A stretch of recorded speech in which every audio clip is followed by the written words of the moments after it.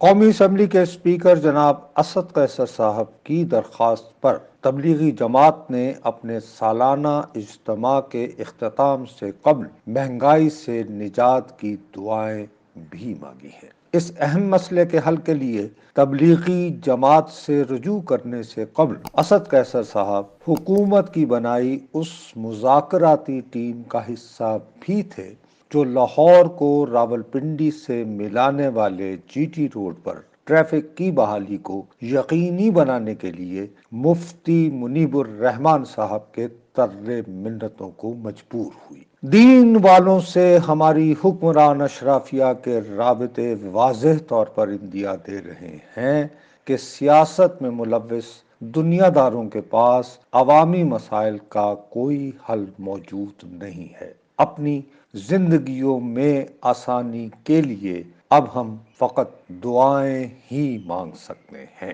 مہنگائی سے نجات کے لیے تبلیغی جماعت سے رجوع مگر یہ اطمینان بھی دلا رہا ہے کہ اسد قیصر جیسے حکمرانوں کو ہماری مشکلات کا کما حقہ ادراک ہے۔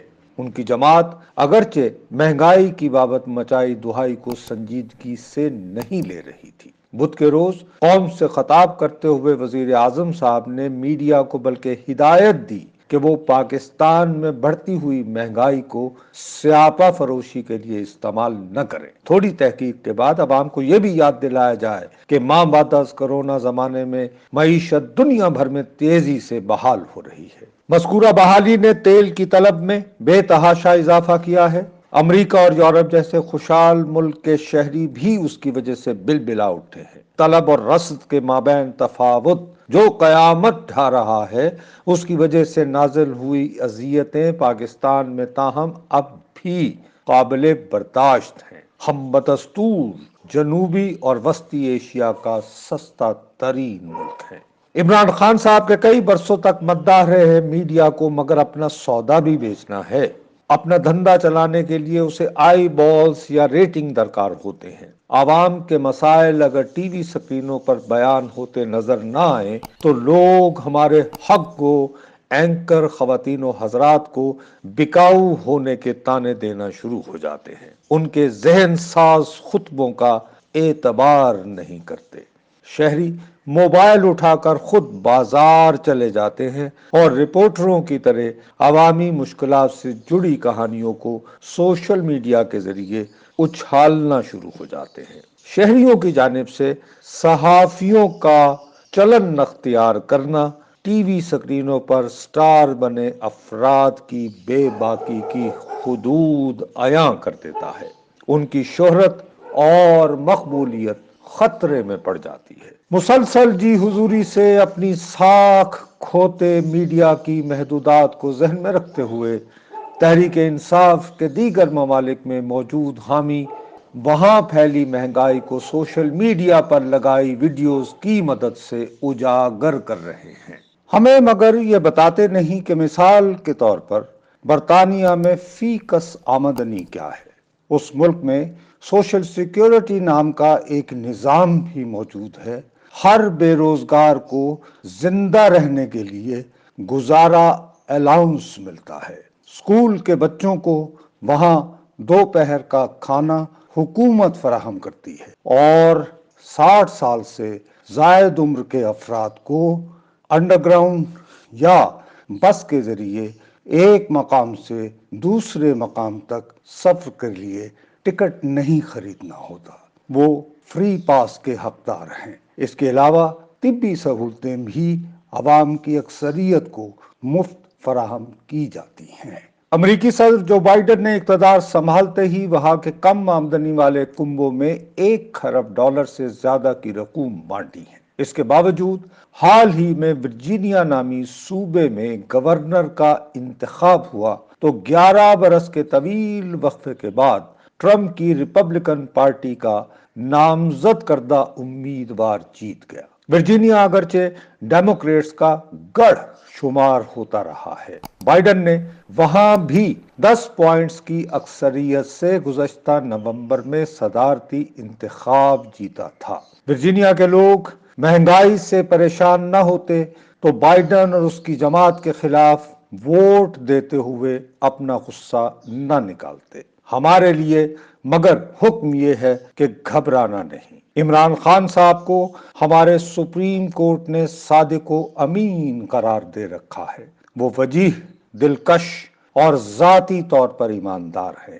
ہمارے مقتدر حلقے بھی ان کی راہ میں بچھائے کانٹوں کو صاف کرنے میں ہمہ وقت مصروف رہتے ہیں۔ راولپنڈی کی لال حویلی سے اٹھے بکرات عصر اور دور حاضر کے سر سید احمد خان جیسے عقل پرست جناب فواد چودھری جب اپنے تئیں جی ٹی روڈ پر ٹریفک کی روانی کو بحال کرنے میں ناکام ہو گئے تو مفتی منیب الرحمان صاحب کو متحرک کرنے والوں کے نام ہم سب کو معلوم ہے۔ عمران حکومت کو استحکام فراہم کرنے والی مدد فقط اندرون ملک ہی میسر نہیں۔ جنرل مشرف کے آخری برسوں میں ہمارے ہاں دہشت گردی کا سلسلہ شروع ہو گیا تھا۔ ہزاروں بے گناہ شہری اس کی نظر ہوئے۔ ہمیں بتایا جاتا رہا کہ دین کے نام پر قائم ہوئے مذہبی انتہا پسندوں کا ایک گروہ افغانستان میں پناہ گزین ہے۔ ہمارے اصلی دشمن بھارت اور اشرف غنی کی حکومت اس کے سرپرست ہیں۔ انہی کی ایما پر یہ گروہ ہمارے ہاں دہشت گردی پھیلا رہا ہے۔ امریکہ مگر اس پرس کی 15 اگست کے روز ذلیل و خوار ہو کر افغانستان سے فرار کو مجبور ہوا۔ اس کے فرار نے بھارت اور اشرف غنی کے لیے پنجابی محاورے والے جتھے گئیاں بیڑیاں تے اوتھے گئے ملاح والی کیفیت بھی بنا دی۔ اب اس گروہ سے صلح کے مذاکرات ہو رہے ہیں۔ طالبان حکومت کے وزیر دفاع جناب سراج الدین حقانی صاحب اس ضمن میں کلیدی کردار ادا کر رہے ہیں۔ ان کے حامی افغانوں کو امریکہ والے حقانی نیٹ ورک پکارتے ہوئے دہشت گرد ٹھہراتے رہے۔ ان کے علاقوں میں بے پناہ ڈرون حملے بھی ہوئے۔ ماضی کی تلخیوں کو فراخ دلی سے بھلاتے ہوئے سراج الدین حقانی صاحب مگر پاکستان میں امن کی بحالی کو یقینی بنانے کی کوششوں میں مصروف ہے۔ ان کی کاوشوں کی بدولت اگر امن قائم ہو گیا تو ہماری معیشت بھی تیزی سے خوشحالی کی جانب گامزن ہونا شروع ہو جائے گی۔ یہ خوشحالی عمران خان صاحب کی بصیرت کا اثبات ہوگی، جو شروع دن سے طالبان سے مذاکرات پر زور دے رہے تھے۔ ان کے خلاف ریاستی قوت کے استعمال کے شدید مخالف تھے۔ ایسے نظریات کی وجہ سے مغرب کے ٹکڑوں پر پلتے لبرل صحافی اور دانشوروں نے انہیں طالبان خان ہونے کے طعنے دیے۔ وقت مگر انہیں درست ثابت کرتا نظر آ رہا ہے۔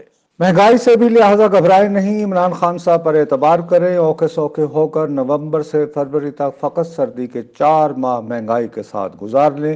اس موسم میں گھروں کو گرم رکھنے کے لیے گیس بھی کما حقہ مقدار میں میسر نہیں ہوگی۔ موسم بہار کا آغاز ہوتے ہی لیکن ہماری مشکلات حیران کن تیزی سے ختم ہونا شروع ہو جائیں گی۔ لوگ نئی موٹر سائیکلیں خرید رہے ہوں گے، اپنے بچوں کو تفریحی مقامات کی سیر پر لے جانے کو بے چین بھی ہوں گے۔ اس وقت تک ہم یہ بھی دریافت کر لیں گے کہ چینی کا استعمال اپنی صحت کو سلو پوائزننگ کے ذریعے تباہ کرنے کے مترادف ہے۔ تاریخ میں وادی سندھ کہلاتے علاقوں میں دریاؤں کے کنارے آباد انسان اس لیے ترقی نہیں کر پائے کیونکہ وہ پراٹھوں کو شکر سے ملا کر چوری بناتے تھے، اسے کھاتے ہوئے دودھ کے بڑے بڑے گلاس بھی ختم کر دیتے اور پھر درختوں کی چھاؤں میں بچھی چارپائیوں پر سو جاتے۔ ہیر کو درخت کی شاخ سے بنائی چھڑی مار کر انہیں جگانا پڑتا۔ اسی باعث ہمارے ہاں ارطغرل جیسے دلاور پیدا نہ ہو پائے۔ کانوں میں مندری پہنے رانجھے ہی نمودار ہوتے رہے جو محبوب کے حصول کے لیے جوگیوں کا روپ بھی دھار لیتے تھے۔